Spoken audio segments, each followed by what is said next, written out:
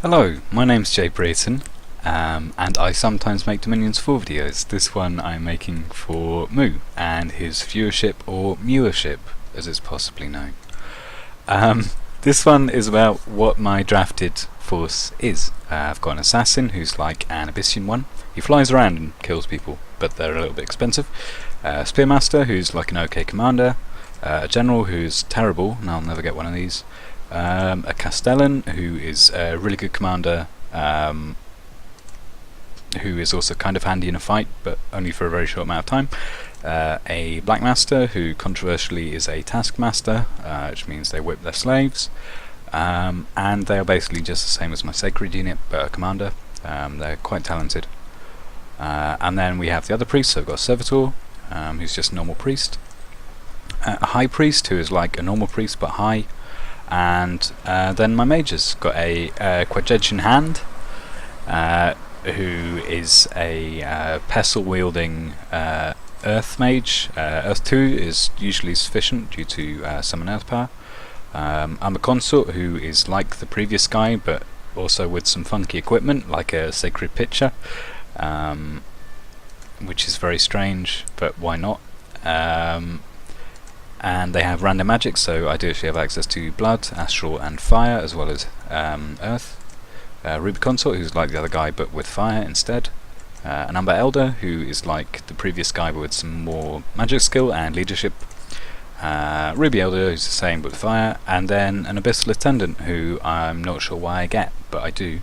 And they have water magic and a helpful water elemental by their side. For if there is any kind of assassination attempt. They also have Invulnerable 5 for some reason, and they produce heat, and they give me access to a whole bunch of different paths to my other mages, so why not, I guess. In terms of my troops, I have mainly terrible troops. My humans have attack and defense 9, they are no good. These Slave Rangers are okay though, because they've got a long spear and short bow, which I think is a fun combination, and it's okay at holding stuff off, although their protection value is very low, so they're not actually very useful for catching arrows. This guy I would put in charge of catching arrows if he didn't cost too much resources for his actual combat value. These guys are trash, never buy them. These guys are like a cheap version of an actual Abyssian unit.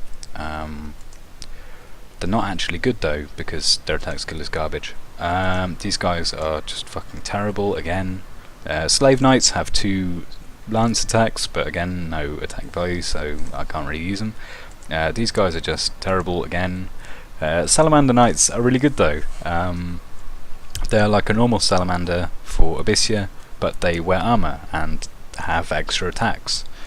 So they have the normal Fire Flare attack, which is a very useful area attack, flaming damage attack, and yeah, and overall they're just a handy unit. I'll probably purchase more of these ones due to their higher defense skill compared to the Morningstar equipped ones.